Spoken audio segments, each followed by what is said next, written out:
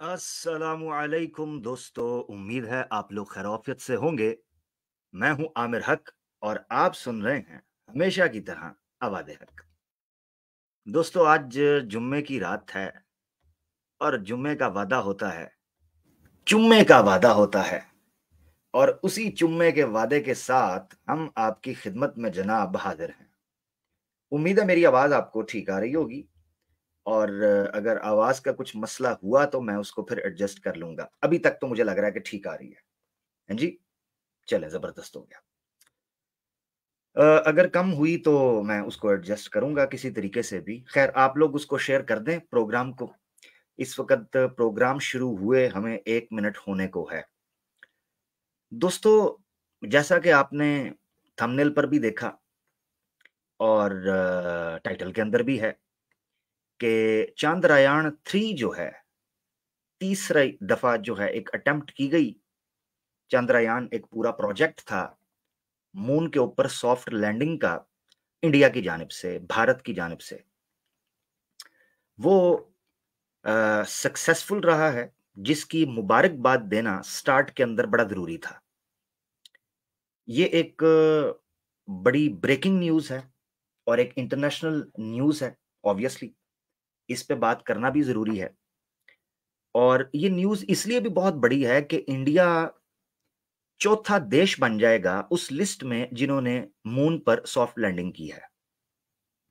तो ये बड़ी इंपॉर्टेंट खबर थी इंडिया के लिए भी और दुनिया के लिए भी कि इंडिया जो है वो चाँद पर पहुँच गया है। इसकी हमारे इंडिया के तमाम नागरिकों को या वहाँ रहने वाले तमाम शहरियों को जनाब हमारी तरफ से मुबारकबाद, बहुत-बहुत मुबारकबाद हो। इर्रेस्पेक्टिव आप मुसलमान हैं या आप हिंदू हैं, जो भी इंडियंस हैं, उनको हम मुबारकबाद देते हैं, वो मुबारकबाद के मुस्तहिक हैं, इसमें तो कोई शक नहीं। बड़ी मेहनत की, बड़ा सरमाया लगाया, कई सालों की मेहनत है कि जिसका नतीजा और कई फेल्ड अटेम्प्ट्स हैं, जिससे डेडिकेशन पता चलती है इंडिया के उन वैज्ञानिकों की, उन साइंटिस्ट की, वो कितनी लंबे अरसे से वो मेहनत कर रहे हैं और प्योरली साइंटिफिक बिहेवियर है कि वो डटे रहे और उन्होंने ये काम किया। इसके फायदे क्या होंगे, क्या नहीं होंगे, ये तो एक साइंटिस्ट ही इस पर बात कर सकता है। हमारा विषय आज का स्टार्टिंग में ये रहेगा। आज की एपिसोड 8वीं एपिसोड है और आर्या समाज की अंतिम नमाज यानी आमिर हक का तीर और स्वामी की लुंगी के आज के 8वें अध्याय में हम आपका स्वागत करते हैं।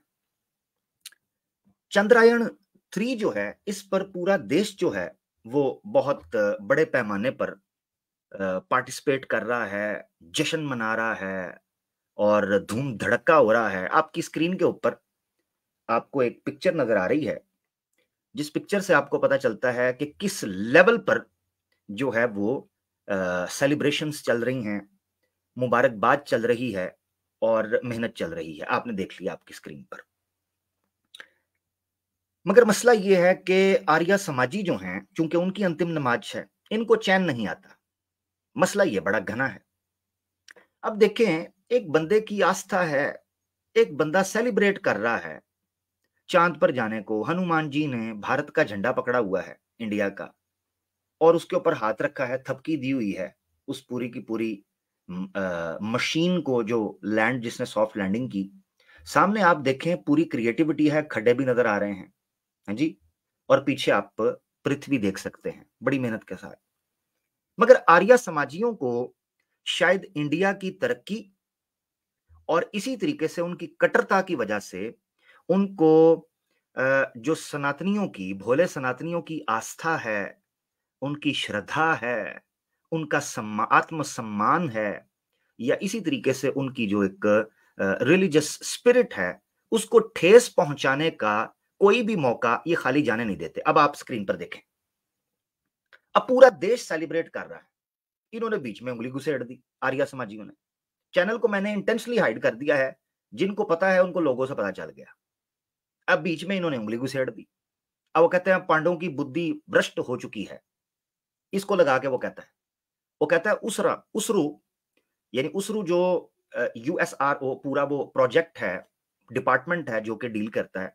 वो कहते हैं कि वैज्ञानिक क्या कहते हैं, वो कहता है हम यहां नागिन डांस करने आते हैं क्या? और आगे हंस रहा है, ठठा मजाक उड़ा रहा है, उनका जोक, उनको जो है ना वो making a fool out of them, उनको एक लाफिंग स्टॉक बना रहा है ये आर्य समाजी। इसरो, कुछ लोग मुझे ठीक कर रहे हैं, ISRO, thank you thank you thank you ji, ISRO, ISRO, thank you. ISRO जो है उसके वैज्ञानिक जो हैं वो अपने अंदर ये कह रहे हैं कि जनाब हम यहां नागिन डांस करने आते हैं कि अगर हनुमान जी की मूर्त आपने चांद के ऊपर लगा दी, ठीक है जी, और चंद्रयान 3 के ऊपर उन्होंने थपकी भी दे दी और इंडिया का झंडा भी पकड़ लिया, तो वैज्ञानिक यहां नागिन डांस करने आते हैं। ये आर्य समाजियों को ये कट्टरता से कब निकलेंगे? कब इनको समझ आएगा कि कुछ चीजें सेलिब्रेशन के लिए आप लोगों से, सनातनियों की इसका मतलब बर्दाश्त नहीं होती? आपका बस चले तो आप तो मंदिर तोड़ दो। तो मुझे तो शक पड़ता है कि मुगलों की फौज में ये आर्य समाजी थे कहीं, क्योंकि ये तो खुद कहते हैं ना हम प्राचीन काल से हैं, और उसी का कोई गंदा अंडा होगा स्वामी दयानंद सरस्वती, इसी मुगल वीरिया का, उस तुखम का, उस नुतफे का कीड़ा होगा ये स्वामी दयानंद सरस्वती, ठीक है, जो बाद में अंग्रेजों के पिल्लों में शुमार हो गया। अब ये ठठा कर रहा है और आखिर में देखें क्या लिखता है, इसने हनुमान जी की ब्लास्फेमी कर दी, जो एक शक्तिमान और बुद्धिमान थे उनकी। कहता पांडवों से पूछना चाहिए कि पिछली बार जो असफल हुआ, यानी चंद्रयान 3 है, तो पहली अटेम्प्ट्स चंद्रयान 2 की, पहली और दूसरी, वो अनसक्सेसफुल रही थी, तो उस समय हनुमान जी कहां थे? ये सवाल पूछ रहा है ये आर्य समाजी। इनको शर्म नहीं आती कि इस वक्त इंडिया लाइमलाइट के अंदर है पूरी दुनिया के अंदर। पूरी दुनिया कह रही है कि ये एक एशियन टाइगर बनकर उभर रहा है। पूरी दुनिया कह रही है कि ग्रोइंग इकोनॉमी है। पूरी दुनिया इसको सराह रही है कि ब्रिक्स का एक मेंबर है। पूरी दुनिया कह रही है कि जनाब मोदी और योगी ने इंडिया को चांद पर पहुंचा दिया। चेतन सिंह ट्रेन के अंदर गोलियां मार के कह रहा है कि मोदी और योगी दो ही बंदे हैं इंडिया के अंदर जिनको वोट पड़ सकता है। ये आर्य समाजी ऐसे जेलस और ऐसे क्रोधी और रोगी किस्म के पशु हैं, पिल्ले हैं, कि इनको इंडिया की सेलिब्रेशन और उसके चेहरे पर स्माइल इनको पसंद नहीं आ रही। इन्होंने बीच में अपनी घुसेड़ दी, अपनी फिलॉसफी, और मुसलमानों को कहते हैं जी कट्टर है मूर्ति पूजा के वाले। इनकी खुद कट्टरता आप देखें, कुछ शर्म होती है, कोई हया होती है, न जाने तुमको वो क्या होती है। एक तो मैं ये चीज रखना चाहता था। दूसरी चीज जो है वो, जो एक राइट रिजर्व है वो जरूर बयान होना चाहिए, वो ये है कि ये कलेक्टिवली इंडियन एफर्ट है, ना ये सनातन की एफर्ट है, ना ये आर्य समाजियों की किसी की, इनकी तो, इनके तो दूर दूर तक को ताल्लुक नहीं है ना जी।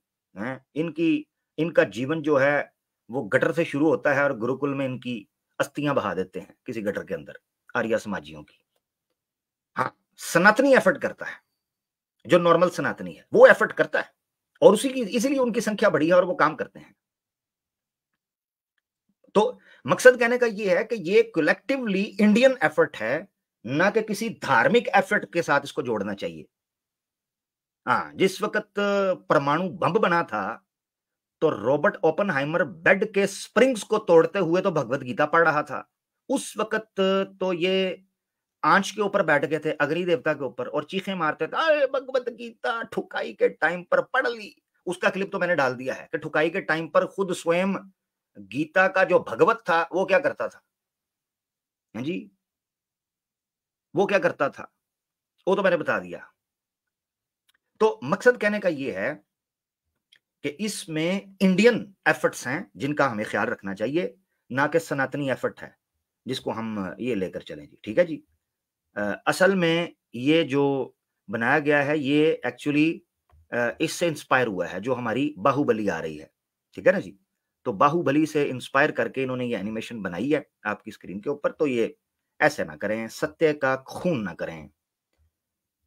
पॉइंट नंबर 1 चंद्रयान 3 के हवाले से। दूसरा पॉइंट ये है, आपको स्वामी दयानंद सरस्वती साहब की जनाब एक भोंगी जो है वो हमने दिखानी है, और हमने उन वैज्ञानिकों से सवाल, ये कह रहा है ना जी वैज्ञानिक इसरो के अंदर नागिन डांस करने आते हैं, तो आर्य समाजियों तुहाडी मंजी मैं चौंक च ठोकांगा।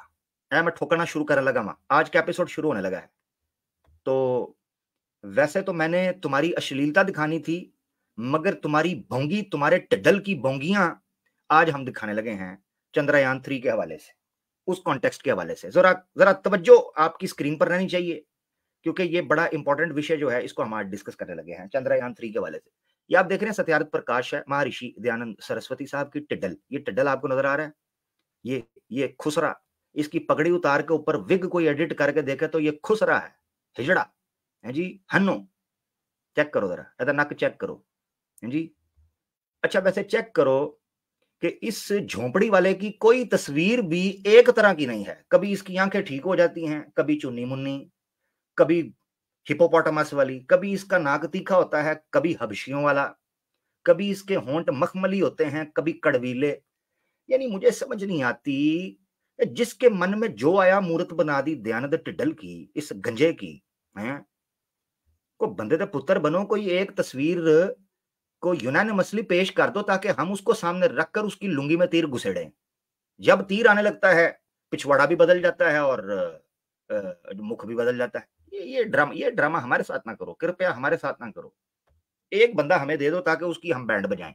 इसके सफा 190 के ऊपर लेकर जा रहा हूं मैं, ठीक है ना जी। मैं रेफरेंस काट के लगा सकता था, मगर मैंने चाहा कि मैं पूरा ओरिजिनल इसको पढ़ूं, क्योंकि चंद्रयान 3 एक बड़ा इंपॉर्टेंट विषय है जिस पर हमने समझना है। यहां पर ये अष्टम समोल्लास है, 8वां समोल्लास, ठीक है ना जी। ये देखें, ये अष्टम समोल्लास इस वक्त मैं मार्कर ले लूं जरा।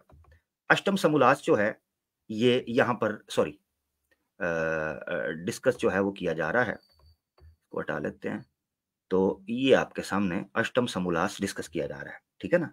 और यहां पर बेसिकली पृथ्वी, सूर्य, चंद्र यानी चांद वगैरह, जिस तरह चंद्रयान है, इस हवाले से विषय को डिस्कस किया जा रहा है। वहां इनका चेला जो है सफा 190 के ऊपर, ये देखेगा, ठीक है जी। सफा 190 के ऊपर सवाल पूछता है, ये देखिएगा जरा, यहां से ये प्रश्न शुरू हो रहा है, यहां से मैं पढ़ने लगा, ठीक है जी। तो बड़े गौर से सनातनियों ने भी पढ़ना है, विज्ञानिकों ने भी पढ़ना है, मुसलमानों ने भी पढ़ना है, और आर्या समाजियों तुम्हारी चिता जल रही है सोशल मीडिया के ऊपर, तो तुमने भी जरा पढ़ना है। तो प्रश्न पूछते हैं, सूर्य, चंद्र और तारे क्या वस्तु हैं? यानी वस्तु का मतलब होता है क्या हैबिटेंट हैं, हैबिटेबल हैं, यहां पर लोग रह सकते हैं, वस्तु हैं। और उनमें मनुष्य आदि, ये मनुष्य आदि सृष्टि हैं व नहीं। सृष्ट का मतलब होता है ऐसी जगह जहां रहा जा सके मनुष्य के लिए या किसी जीव के लिए, इसीलिए यूनिवर्स को सृष्ट बोलते हैं। सृष्ट का मतलब होता है, इसके मल्टीपल मीनिंग्स है। एक मीनिंग नेचर भी होता है, ऑब्वियसली नेचर मनुष्य के रहने के लिए अवेलेबल होती है, या क्या उसको कहना चाहिए, प्रेजेंटेबल होती है, इसलिए उसको सृष्ट बोल देते हैं, ठीक है ना। बहरहाल अभी हम तेजी से चलते हैं। उत्तर क्या देता है मेरा पुत्र, मेरा नियोगी पुत्र स्वामी, उत्तर क्या देता है? कहता है ये सब भगोल, ये सब भगोल लोक, ये सारे जितने लोक हैं, और इनमें इसमें मनुष्य आदि प्रजा भी रहती है। वो कहता है सूरज में, चांद में, और जितने तारे हैं इन सब में इंसान रहते हैं। ये देखें, मनुष्य आदि। अब इंसान रहते हैं तो जानवर भी रहते हैं, इंसान रहते हैं तो जानवर भी रहते हैं, गौ माता भी रहती है। अच्छा, जब इंसान रहेंगे तो घास पोस भी होगी, है कि नहीं? क्योंकि इंसान घास पोस के बगैर, जानवरों के बगैर, पानी के बगैर तो रह नहीं सकता। तो वो कहता है कि ये ऐसे लोग हैं कि जहां मनुष्य प्रजा भी रहती हैं। अब वो क्यों के से एक प्रमाण देता है शतपथ का, शतपथ ब्राह्मण का, तो रेफरेंस दिया है, ठीक है ना जी। हाँ, यहां पर ये देखें, वास्यंते, तो यानी ये वास्तु हैं। तो वस्तु, वस्तु मैंने आपको बता दिया किस जगह वो कहते हैं। अब जरा सुनिएगा किस तरह वो एक्सप्लेन करते हैं कि कैसे रहते हैं। वो कहते हैं पृथ्वी, जल, अग्नि, वायु, आकाश, चंद्र, नक्षत्र और सूर्य, इनका वासु नाम, ये वासु हमारे पंजाबी के अंदर कहते हैं वसना, वसदा या वसना, वसना वो बोला जाता है ऐसी जगह के ऊपर जहां कोई रहता हो। तो ये संस्कृत के अंदर भी वासु बोलते हैं ऐसी जगह को जहां कोई रहता हो।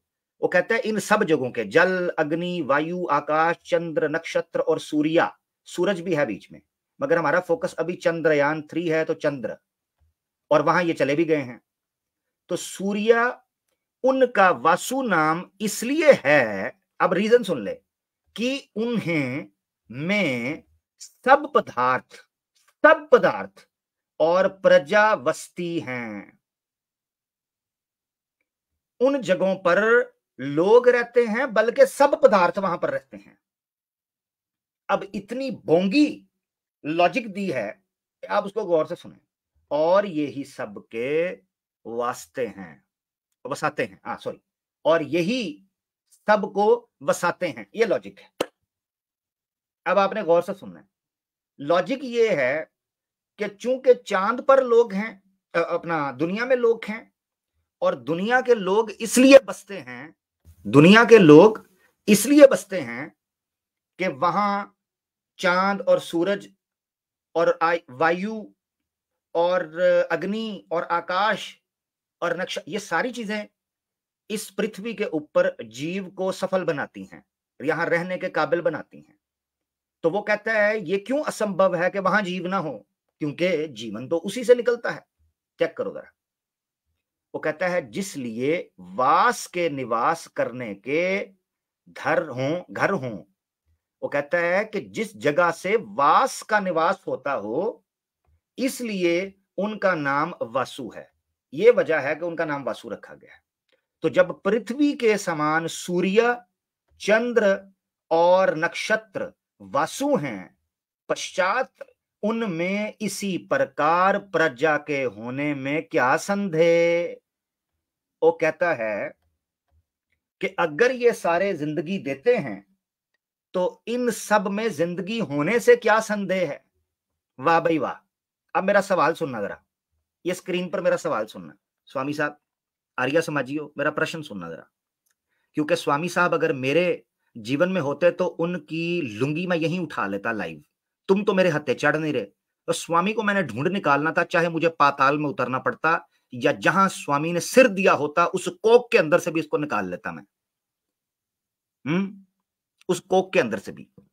तो अब तुम्हारे सामने सवाल रखता हूं, क्योंकि स्वामी तो सवाल पूछने नहीं देता था अपने शिष्य को। तो सवाल यह है स्वामी साहब, आग में से खाना पकता है, आग से जीवन मिलता है, तो स्वामी साहब आपको आग के अंदर डालकर आप जीवित रह के दिखाएं। आग में किसी शरीर को तभी डाला जाता है जब उसकी मृत्यु हो जाती है। ड्रामेबाज। वो कहता क्या है, कहता है जी सूर्य हमें चूंकि वसाता है, लिहाजा उसको वासु बोला जाता है, लिहाजा उसके अंदर जीवन होने से या प्रजा होने से क्या संदेह है। संदेह ओ अंधे अभी भी पूछता है कि क्या है संदेह ओ अंधे। ठीक है जी। तो इसको डालते हैं आग, या आर्य समाजियों को डालते हैं आग के अंदर और बताते हैं कि वहां प्रजा बनाकर दिखाओ आग के अंदर। ठीक है ना जी। हाँ, एक एतराज उठा सकते हैं, मगर वो बैसाखी वाला है। उसका जवाब हम देंगे, टेंशन नहीं लेनी। मगर बैसाखी तो मुसलमान यूज करता था ना, बैसाखी आप तो करते ही कोई नहीं। आपकी तो 4-4 5-5 टांगे हैं आपके देवी देवताओं की भी, बल्कि एक तो बहुत लंबी टांग थी, काटनी पड़ी बीच वाली, हैं जी, और हनुमान जी की तो पीछे वाली थी। भाई मैं नहीं कह रहा, आपने बताया हुआ है, ये आर्य समाजियों ने, देखो ना जी, ये खुद ही बताते हैं, हमें क्या पता है, मूवी बनाते हैं। खैर, अच्छा आगे बढ़ते हैं, मजे की बात। तो प्रश्न मेरा जो था उसने इनको परेशान तो नहीं किया होगा, मैं आशा करता हूं। आगे बढ़ते हैं जी। तो संदेह क्या है, इस अंधे को संदेह क्या है आगे। और जैसे परमेश्वर का यह छोटा सा लोक मनुष्य आदि सृष्टि से भरा हुआ है, तो क्या ये सब लोग शून्य होंगे? वाह स्वामी साहब, वाह वाह स्वामी साहब, आपकी लॉजिक और आपके जनाब आपकी मंतक के ऊपर ना मेरा दिल कहता है कि मैं डंडे मारूं, डंडे। वो इतना बड़ा घर होता है, क्या घर के हर कोने के अंदर मनुष्य रहता होता है, या कमरे में सोता है, डाइनिंग हॉल में खाता है, टीवी लॉन्ज में टीवी देखता है, और संडास में सत्यार्थ प्रकाश पड़ता है?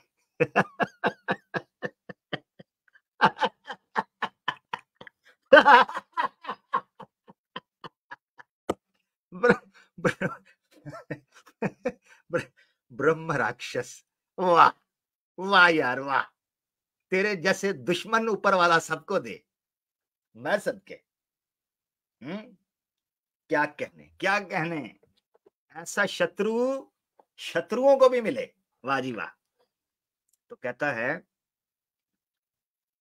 तो घर में हर जगह का एक खास स्पेसिफिक काम होता है जी, स्पेसिफिक काम। ये नहीं इस जैसे होते होंगे, ये आर्य समाजियों जैसे, या स्वामी दयानंद जो लॉजिक दे रहा है कि हो सकता है कि रसोई घर के अंदर ये गोबर भी कर देते हों, या बिस्तर के ऊपर ये मूत्र भी कर देते हों। हाँ भाई, निकलने का तो है ना भाई, किसी न किसी जगह तो निकलेगा।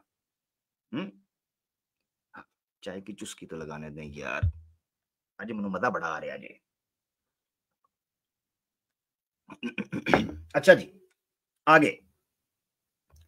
तो भाई, घर की सारी जगह घर की सारी जगह रहने के लिए नहीं होती, खास जगह होती है जहां रहा जाता है। और लॉजिक सुन लो, और जैसे परमेश्वर का ये छोटा सा लोक मनुष्य आदि सृष्टि भरा हुआ है, लो भरा भरा हुआ है, तो क्या ये सब लोग शून्य होंगे? परमेश्वर का कोई भी काम निष्प्रयोजन, निष्प्रयोजन का मतलब होता है हिकमत से खाली, विजडम से खाली, या फायदे से खाली, यानी व्यर्थ नहीं होता। तो निष्प्रयोजन नहीं होता, तो क्या इतने असंख्य लोकों में मनुष्य आदि सृष्टि ना हो तो सफल कभी हो सकता है? इसलिए स्वेत्र मनुष्य आदि सृष्ट हैं। ये लॉजिक दिया जी इन्होंने। अब यहीं पर बस नहीं, चांद के सवाल पूछा गया, चलो इसको भी रोक के ना, तो मैं चंद्रयान 3 के हवाले से बात करना चाहता हूं।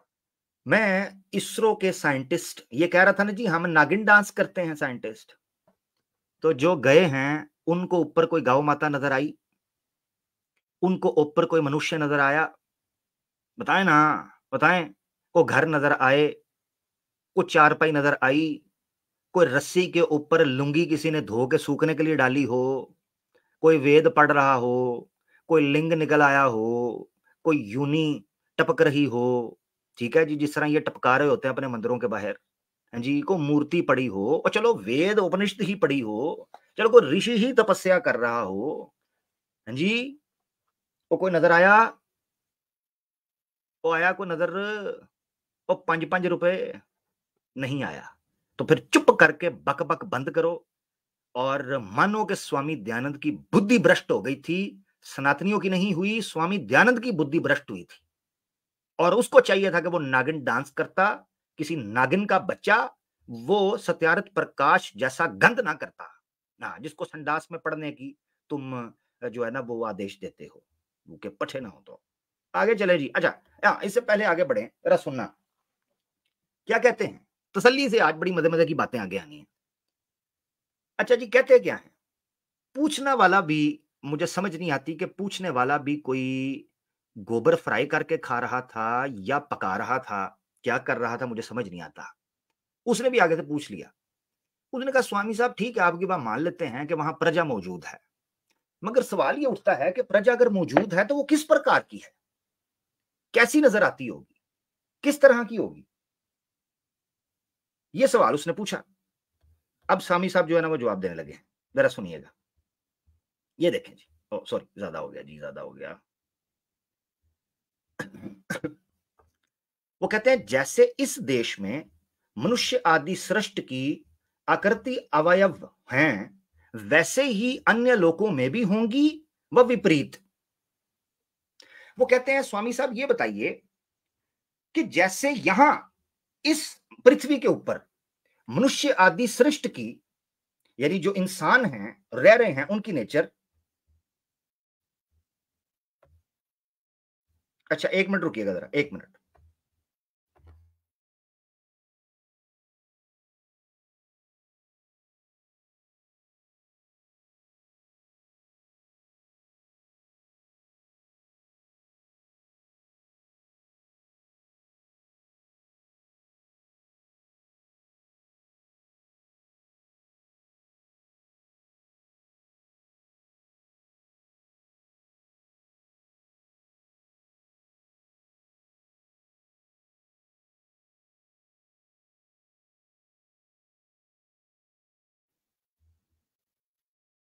अच्छा, 1 मिनट जरा मुझे दीजिएगा थोड़ा।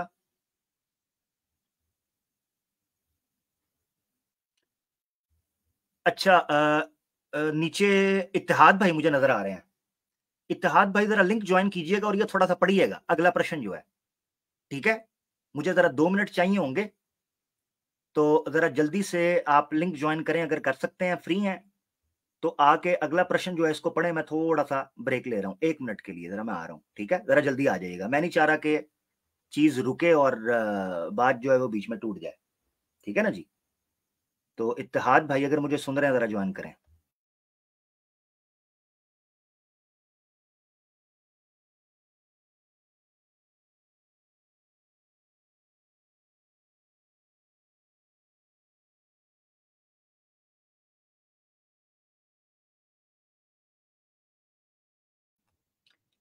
अभी बात जो है ना जी आगे बड़ी मजे की होने वाली है। ये प्रश्न जो है ना ये पढ़ने से ताल्लुक रखता है। ठीक है जी। स्वामी दयानंद साहब की बोंगी जो है, आर्य समाज की बोंगी, यहां पर बताना बड़ा जरूरी है। तो चलो, जैसे वो आते हैं तो मैं फिर थोड़ा सा साइड पे होऊंगा, अगर इत्तेहाद भाई ज्वाइन कर रहे हैं तो। ठीक है ना। अच्छा, प्रश्न ये पूछा जाता है, जैसे इस देश में मनुष्य आदि सृष्टि की आकृति अवयव हैं, वैसे ही अन्य लोकों में भी होंगी व विपरीत।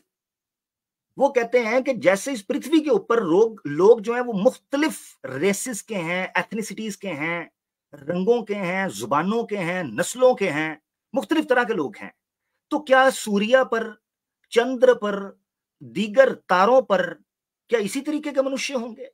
ये सवाल पूछा गया। तो उसका उत्तर क्या देते हैं, ये जरा सुनिएगा उत्तर। ठीक है, वो कहते हैं, उत्तर ये यहां से शुरू हो रहा है। वो कहते हैं आकृति कुछ कुछ आकृति में भेद होने का संभव है। आकृति किसे कहते हैं ये पहले चेक कर लें। आकृति बोलते हैं नैनक्स फीचर्स को, अंग को, बॉडी पार्ट्स को। रंग भी उसमें आता है, यानी ओवरऑल आउटलुक, किसी फिजिकल चीज की आउटलुक आकृति। ठीक है, जैसे प्रकृति होता है प्रीमोडियल मैटर, तो आकृति का मतलब होता है जब वो शेप में आ जाए, आसान लफ्जों में। ठीक है ना। यानी प्रकृति बोलते हैं रॉ मटेरियल को, और आकृति बोलते हैं शेप्ड मटेरियल को या डिजाइंड मटेरियल को, ये कह लें आसान लफ्जों में।